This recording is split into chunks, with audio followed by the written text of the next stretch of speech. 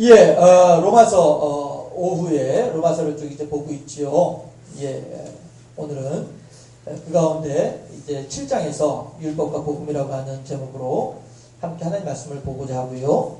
실은 제가 처음에 주보를 준비할 때에는 7장 1절부터 25절까지 다 합독할 생각을 했었어요. 왜냐하면 그렇게 하면서 이제 그 전체 내용을 우리가 한번 좀 살펴봐야 되겠다 싶어서 했는데, 실은 제가 개인적인 내용을 말씀드리자면 저는 성경 봉독하는 시간도 아까운 그런 사람이거든요. 왜냐하면 제 설교 시간이 줄어드니까 제가 전할 분량이 줄어드니까, 시간이 줄어드니까 시간은 한정되어 있고요. 예, 하고 전하고 싶은 마음은 많고 이렇게 하다 보니까 성경 읽는 것조차도, 그래서 저는 보통 이제 2절, 석절 이렇게 짧게 본문을 잡잖아요. 예, 그런 이유도 있는데, 아무튼, 예, 전반적인 7장의 내용을 전반적으로 이렇게 좀 설명을 해드리자면, 결국 이거죠.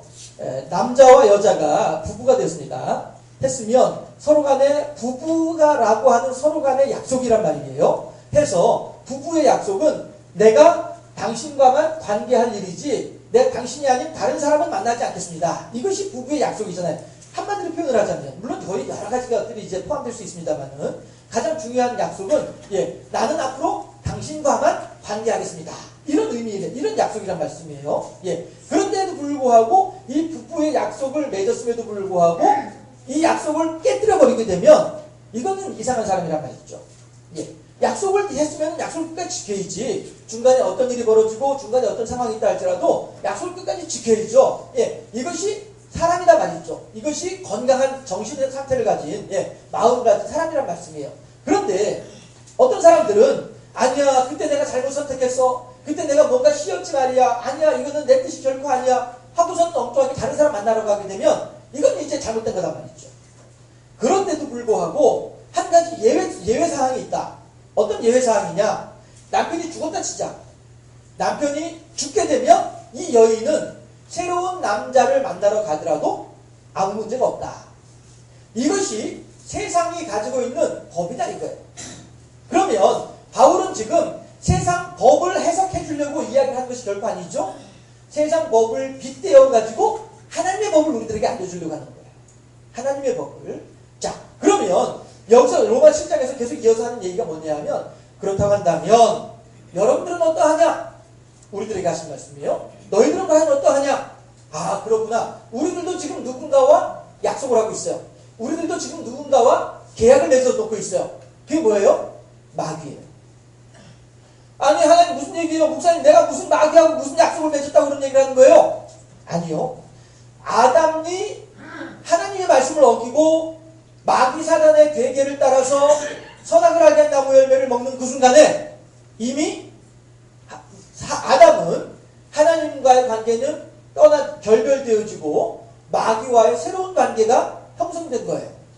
해서 마치 아브라함의 허리에서 태어나는 모든 사람들이 멜기세덱에게 11조를 바친 것과 마찬가지 개념이라고 히브리서에서 말하는 것처럼, 아담의 허리에서 태어난 모든 사람들은 다 마귀에 부종되어져 있는 사람이란 말이에요. 누구든지 그 명령한 자의 명령을 따름으로써 그에게 부종한 자가 되니라. 이것이 성경에 나오는 말씀이란 말이에요. 해서 아담 이후의 모든 사람들은 조상의 유전한 망령된 행실을 따라서 이 세상에 태어나는 그 순간부터 이미 마귀의 종이에요. 마귀의 종으로, 마귀와 더불어서 계약을 맺어놓은, 마귀와 약속해놓은 이런 상황이 사람이 처해져 있는 현실이란 말씀이에요. 그런데 그랬을 때에 말씀드렸죠. 남편이 죽으면 여인은 다른 남자 만나러 가더라도 누가 뭐라고 할 사람이 아무도 없어요. 그렇죠? 반면에 만약에 내가 죽으면 나는 내가 죽음으로써 남편과의 관계, 약속의 관계에서 내가 죽음으로써 나는 자유롭게 되는 것이란 말이죠. 남편이 죽던 내가 죽던 간에, 남편이 죽던 아내가 죽던 둘 중에 하나가 죽게 되면 그 관계는 이제 그만 종료된다는 말씀이죠. 그리고 새로운 관계를 맺으러도 아무런 상관이 없다라고 하는 것입니다. 로마 7장에서 그 이야기를 하면서, 그런데 하나님께서는요 뭐라고 말씀하시냐면은 우리 사람이 죽는 것을 원하지 않으신단 말이에요. 이제 우리가 수요일마다 성막을 보는데 성막에서 이루어지는 것 가운데 가장 중요한 것이 하나님을 만나는 일이고요. 하나님을 만나기 위해서 우리들의 필수적인 것이 헌신의 제물입니다. 양 한 마리, 소 한 마리, 경우에 따라서는 비둘기 한 마리를 할지라도 그마저도 없이 가난하다고 한다면은 우리말로 표현을 하면은 빈대떡 하나라도 소재라고 이제 표현을 하는데요. 이렇게 하나님께 드리는 희생이 필요하단 말이에요. 하나님을 만나러 가는 데에는 희생이 있어야 돼요. 희생 없이는 결국 하나님 만나지 못하는 것이 성막이라는 말씀이죠. 했을 때에 우리들도 마찬가지로 하나님께서는 내가 지은 죄의 현장에서 내가 죽어 마땅한데 하나님은 사람이 죽는 것을 원하지는 않으신단 말이에요. 왜냐하면 하나님은 이 세상의 어느 무엇보다도 이 세상 삼라만상 가운데 그 무엇보다도 사람을 가장 사랑하신 분이 하나님이시기 때문에 사람이 죽는 것은 차마 못 본다고 하죠. 자주 인용하죠. 하갈이 사라로부터 쫓겨나가지고 이스마엘과 더불어서 광야를 헤맬 때에 어린 이스마엘이 목이 말라서 죽어가는 거예요. 그렇게 할 때 살 한 바탕쯤 떨어진 곳에서 사람이 화살을 쫙 해서 쏘아가지고 그 화살이 떨어지는 정도의 거리, 살 한 바탕 그 정도의 거리에 아들 이스마엘을 죽어간 이스마엘을 내어버려두고 혼자 멀리 떨어져가지고 우는 거예요. 통곡을 하는 거예요. 뭐라고 통곡을 해요? 내 아들이 죽는 것을 차마 눈뜨고 보지 못하리라. 어미는 우는 거예요. 아들이 죽어갈 때 어미는 우는 거예요. 우리가 죽어갈 때 하나님은 울고 계시는 거예요. 우리가 하나님의 은혜를 외면할 때 하나님은 통곡하고 계신단 말이죠. 그럴 때 하나님께서는 바로 그 울고 있는 하갈에게 나타나셔가지고 하시는 말씀이 뭐예요? 너의 자리로 돌아가도록 하라. 너는 비록 지금 너의 자존심 때문에 너의 한순간 속상하는 것 때문에 너의 주인 사라의 악행 때문에 네가 지금 이렇게 나왔지만은 아니야. 돌아가. 네 자리야. 너의 사명의 자리야. 네가 해야만 할 몫이 있는 것이야. 그곳으로 돌아가라. 돌아가되 걱정하지 말아라. 아무리 사라가 너를 괴롭힌다 할지라도 아무리 사라가 너의 아들을 해코지 하려고 한다 할지라도 내가 지켜줄 테니까 염려하지 말고 넌 너의 자리로 돌아가라. 말씀하신 분이 하나님이시잖아요. 그리고 오아시스를 발견하게 하심으로써 아들을 살려내신 이스마엘을 살려낸 분이 하나님이시다는 것이죠. 비록 이렇게 훗날 우리 요즘 흔히 하는 말로 악의 축, 악의 축이라고 표현할 수 있을 정도의 이스마엘임에도 불구하고 하나님께서는 그럼에도 불구하고 그 어미의 간절한 자식이 죽어가는 모습을 바라보는 어미의 간절한 마음을 응답하신 분이 하나님이시라고 한다면 그 하나님께서 우리들이 괴로워하고 우리들이 힘들어하는 모습에 대해서는 그래도 하나님을 믿노라 하는 사람들인데 그래도 하나님 예배드리는 사람이다 하는데 그래도 하나님 찬양하는 사람인데 우리들의 고통에 대해서 하나님께서 외면하시겠느냐 하는 거죠. 그렇게 하나님께서는 우리들을 살려주시길 원하시고 우리들에게 은혜를 베풀어 주기를 소망하신 분이 하나님이시다는 거예요. 해서 우리가 죽어 마땅한 자리에서 우리 대신에 구약시대 때에는 우리 대신에 양 한 마리가 죽고 혹은 비둘기 한 마리가 죽고 혹은 소 한 마리가 죽고 내가 지은 죄 때문에 내가 죽어야 마땅하지만 하나님께서는 사랑하시는 사람을 살리기 위한 대안을 우리들에게 제시하시는 거예요. 야, 너 죽지 마! 그래요? 제가 죽지 말라고요? 그럼 제가 안 죽으면 어떻게 되는 거요? 너 대신에 양 한 마리 죽여라. 그럼 내가 네가 죽은 것으로 알게. 이렇게 되는 것이죠. 그게 뭐예요? 대속이잖아요. 이게 대속.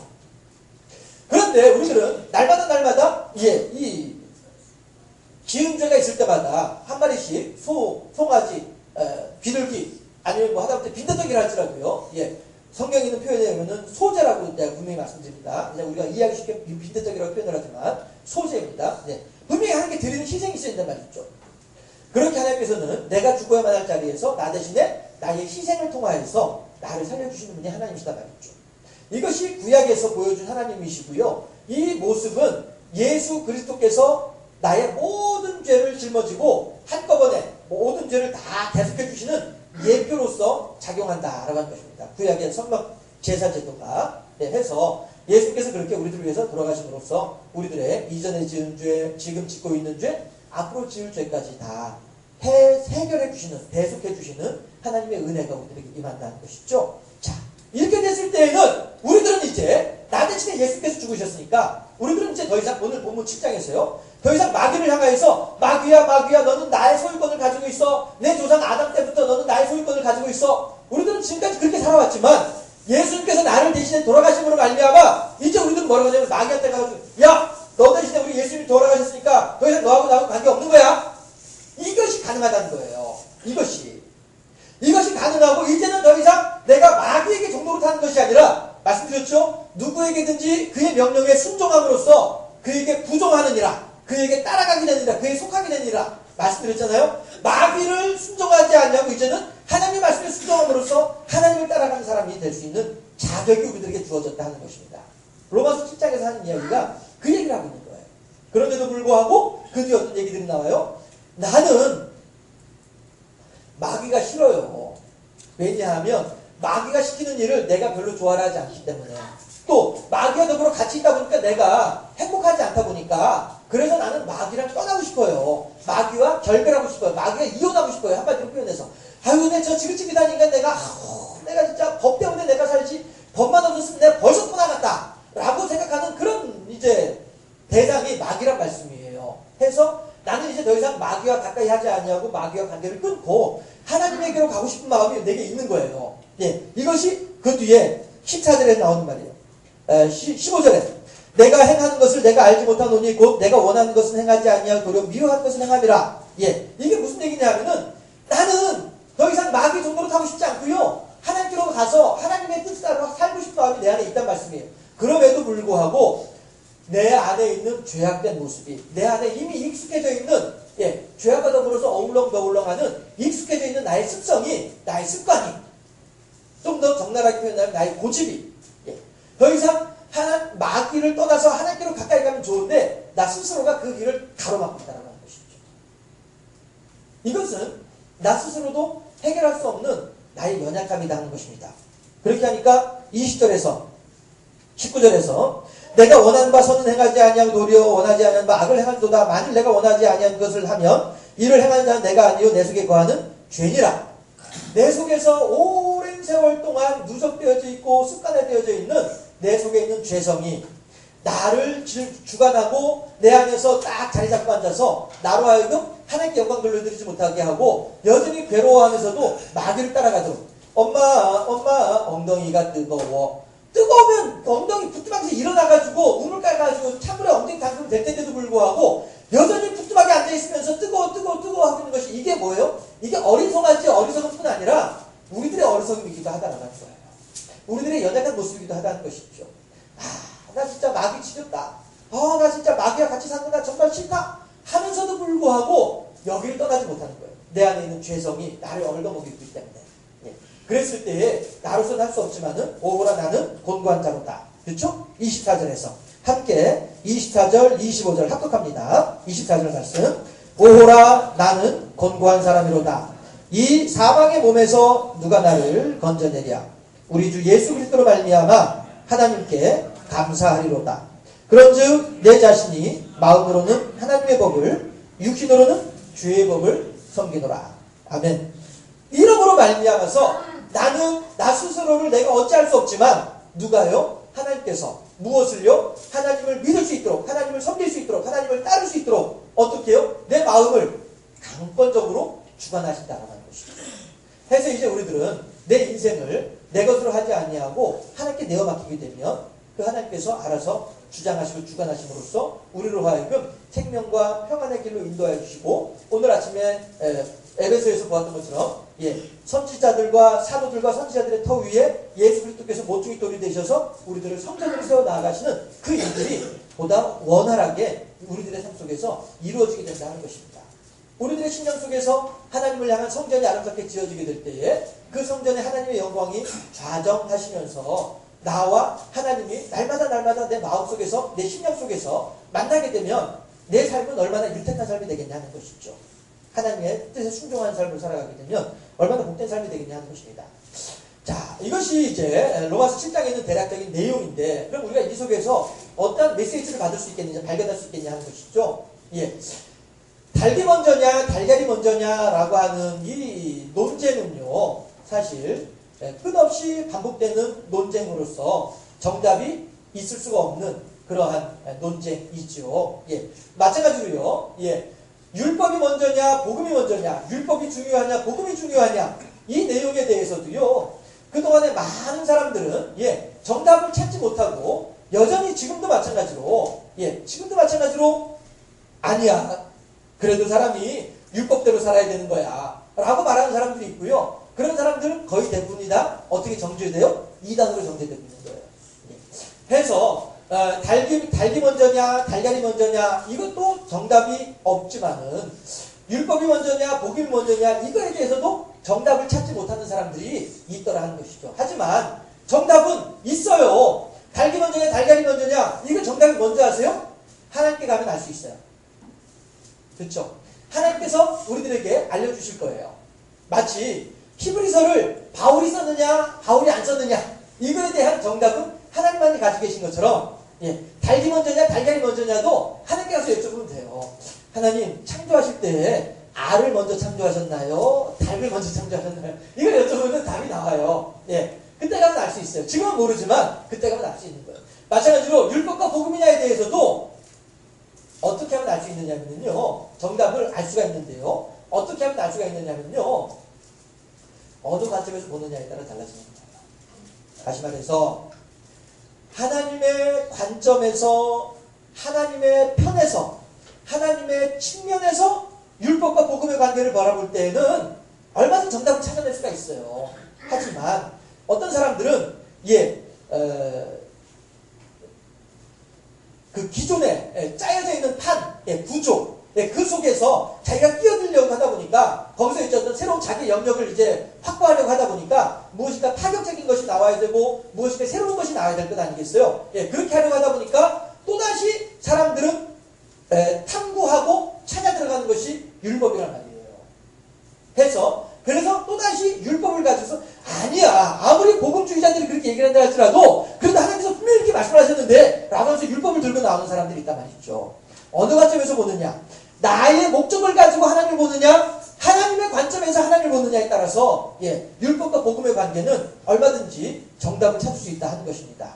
그러면 우리들은 어떻게 해야 되겠어요? 마땅히 하나님의 관점에서 이 말씀들을 볼 수 있어야 될 것이고 하나님의 관점에서 이 말씀들에 대해서 해석을 하고 적용을 할 수 있을 때에 그럴 때 이 사람이 복음적인 관점에서 율법과 복음에 대한 내용에 대한 정답을 갖추는 사람이 될 수 있겠죠. 해서 가장 중요한 것은 뭐냐면요.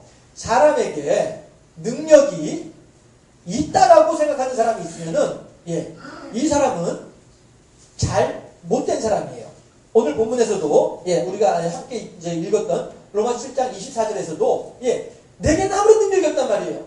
내 속사람은 하나님의 법을 즐거워하지만 내 속에 있는 죄성이 나로 하여금 마귀에게 나를 끌고 가고 있으니까 이 속에서 나는 오늘도 어쩔 줄 몰라서 헤매고 방황하고 고통당하고 있으니까 나는 아무런 능력이 없단 말씀이에요. 그럼에도 불구하고 내게 능력이 있다라고 말하는 사람이 있는데 이 사람은 잘 못된 주장을 하는 사람이란 말이죠.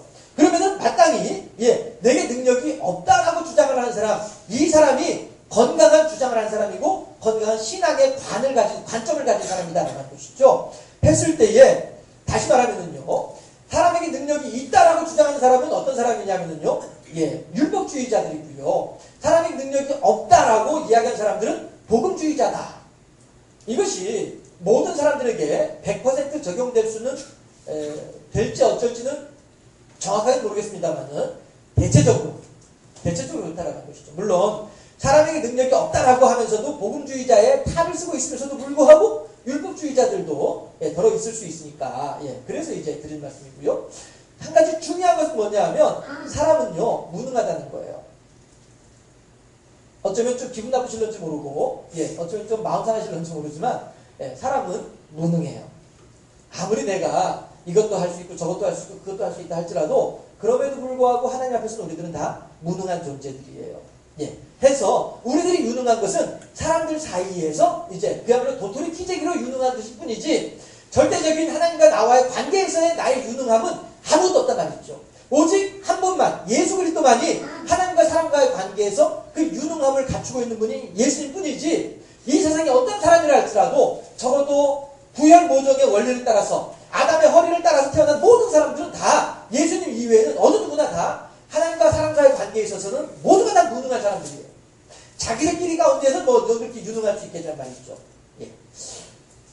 이런 것처럼 우리들은 오직 사람에게는 능력이 없다. 그러므로 나는 곤고한 사람으로다. 누가 나를 이 사망의 몸에서 건져내랴 라고 하는 탄식과 하소연, 고백이 내 아들이 죽어간 것을 참아볼 수 없다라고 하는 절망감이 우리들에게는 필요하다는 것입니다. 왜? 그렇게 할 때에 비로소 하나님께서 내게 역사하시게 되니까 말이죠. 예. 해서 율법주의는 내가 죽어야만 율법에서 내가 벗어날 수 있다라고 생각하는 사람들이 율법주의자들이에요. 그러니까 최종 책임은 내가 가지고 있다라고 사람들은 주장을 하게 되는 것이죠. 해서 여전히 내가 살아있고 여전히 내가 어떤 역할을 해야만 하는 이런 사람들이 이제 율법주의자다라고 표현을 하게 되면 그가라고 표현을 했는데 이건 누구냐면 예수님을 의미하는 거죠. 예수님이 죽으실 때에 나는 살아날 수 있는 거예요. 하나님은 결코 내가 죽는 것을 원하지 않으신다니까요. 하나님은 결코 내가 죽는 것 대신에 양 한 마리가 죽기를 원하신다니까요. 그리고 나는 살아야만 한다라고 말씀하신 분이 하나님이시라니까요. 해서 나의 모든 죄를 담당하기 위해서 예수님을 죽이시고 나를 살리신 분이 하나님이시다라는 거죠. 해서 제가 해마다 그 부활절 절기만 되면 고난주간만 되면 그런 거 자주 제가 강조했었었죠. 우리들의 값어치는 어느 만큼이에요? 예수님어치.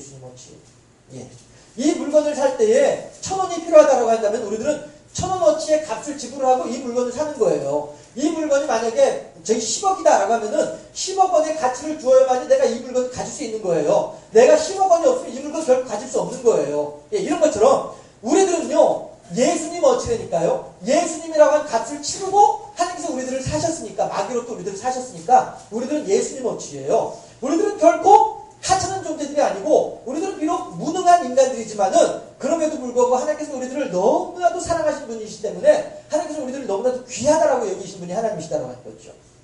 그래서 복음주의에 있어서는 내가 죽는 것을 원하는 것이 아니라 그가 죽음으로써 나를 살려내길 바라시는 분이 하나님이시다라고 하는 사실을 다시 한번 더 강조를 하고요.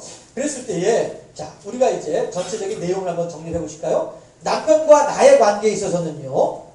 어떻게 돼요? 결코 서로 한 사람이 죽지 않냐고서는 깨어질 수 없는 관계가 남편과 나의 관계예요. 그런데 남편은 결코 죽지 않아요. 이건 이제 왜 남편이 죽지 않냐면은 마귀는 죽지 아니하니까. 마귀는 언제 죽어요? 하나님께서 무적행으로 집어넣을 때 그때 죽는 것이지. 그때도 죽지 않죠. 그래서 영원한 고통 가운데 있으니까. 마귀는 절대 죽지 않아요. 그러면 천상 마귀와 나와의 관계가 끊어지기 위해서는 내가 죽어야 끊어지는 거예요. 그런데 다시 말씀드리지만은 하나님께서는요, 나를 죽어야만 하는 자리에서 내가 죽는 것이 아니라 누가 죽게 하셨어요? 그리스도가 죽게 하셨단 말씀이에요. 왜 그래요? 그만큼 하나님께서는 그리스도보다도 나를 더 사랑하시기 때문에 그렇다고 하는 것입니다. 마치 이렇게 표현을 하면, 비유를 들면 어떨까 모르겠어요. 아브라함이 이삭보다 이스마엘을 더 사랑한다면 있을 수 있는 일이에요? 그건 절대 있을 수 없는 일이죠. 아브라함은 결코 이삭보다 이스마엘을 더 많이 사랑하지는 않았어요. 물론 이스마엘도 사랑하긴 사랑했지만 적어도 이삭보다는 덜했단 말이에요. 이것이 아브라함의 마음이란 말이에요. 그리고 우리 모든 부모들의 마음 또한 그렇잖아요. 내 집 아이하고 옆집 아이가 있으면 내 집 아이 먼저 먹이지 옆집 아이 먼저 먹이지는 않잖아요. 물론 그래서 옆집 아이 관계를 생각하면 바로 이제 그렇게 할 수도 있겠습니다. 본질적인 의미에서 말하는 거예요. 그런데도 불구하고 하나님께서는 이스마엘과도 같은 나이고 이삭과도 같은 그리스도임에도 불구하고 하나님께서는 이삭과도 같은 그리스도를 포기하시면서 이스마엘과도 같은 나를 선택하신 분이 하나님이시라는 거죠. 그만큼 하나님께서 나를 귀하게 여기신다는 거예요. 이게 어찌된 은혜입니까? 이게 어찌된 사랑입니까? 이게 대체 어떻게 된 일입니까? 나는 도저히 이해할 수 없는 상황이에요. 나는 하나님의 마음을 도저히 이해가 안 되고 내 수용이 납득이 안 돼요. 내 생각으로는 절대 그럴 수가 없는데도 불구하고 하나님께서 그렇게 하시더라는 것이죠. 이것이 남편과 나의 관계, 나와 그리스도의 관계이다라고 하는 것입니다. 또한 똑같이 여기서 율법은 내가 죽어야만 율법이에요. 그렇지만 복음은 내가 아니라 그리스도가 죽도록 하신 분이 하나님이시다는 것이죠. 그래서 내가 살아있을 때에는 내가 율법주의자가 되겠지만 내가 죽고 나 대신에 그리스도가 살아나게 될 때에 나는 복음주의자가 될 수 있다라고 하는 것입니다. 그래서 남편과 나는 서로 간에 대립하는 관계고 나와 그리스도 또한 서로 대립하는 관계이지만 율법과 나는 동등한 관계고 복음과 그리스도는 동등한 관계다라고 하는 이 수식을 써놓은 것이 그래서 그렇다라고 하는 것입니다. 여러분 하나님께서는요 이미 우리들의 부족함과 연약함을 다 알고 계시면서 우리들에게 새로운 길, 생명과 평안의 길을 우리들에게 제시해주고 계십니다. 이제 우리들은요, 우리들 앞에 펼쳐지는 어떤 상황 속에서라 할지라도요, 결코 내가 무엇인가 하려고 할 것이 아니라 하나님을 의지하면서 이 모든 상황 속에서 하나님의 뜻이 어떠한가를 살피면서 이 모든 현상 속에서 하나님께서 원하신 것이 무엇인가를 먼저 돌아보면서 그렇게 하나님과 동행하는 삶을 살아가게 될 때에, 그럴 때에 나의 영역은 점점 줄어들게 될 것이고, 대신에 내 안에서 하나님의 영역은 점점 넓어지게 될 것이라는 것입니다. 따라서 나는 내 육신의 정욕을 따라서 내가 하고자 하는 것은 마귀를 따라가는 일밖에 없지만, 내 안에 역사하시는 성령의 역사하심이 점점 더 넓어지면서 나로 하여금 하나님을 기쁘시게 하는 삶으로 나를 이끌어간다는 것이죠. 내가 나를 말씀에 쳐서 복종시킬 때 말입니다. 내가 죽어나가고 내 육성이 죽고 내 고집이 죽고 내 안목의 정욕이 죽고 육신의 자랑이 죽어나갈 때에 그리스도께서는, 성령께서는 더욱더 그 영역이 넓어지게 되고 더 많이 살아나게 되고, 그럼으로써 나는 연약하여서 마귀 사단의 관계에 대해서 연약하고 곤고할 수밖에 없는 나임에도 불구하고 하나님께서 나를 주장하시고 주관하셔서 하나님의 영역으로 끌고 가시면서 하나님 나라의 시민이요 권속으로 우리들을 삼아주신 분이 하나님이시다는 거예요. 오직 나는 죽고 하나님 안에서 예수 그리스도만이 살아나심으로써 하나님과 더불어서 더욱더 복되고 아름다운 삶을 살아가는 우리 모두가 되어줄 수 있기를 주님의 이름으로 축원합니다. 기도하겠습니다.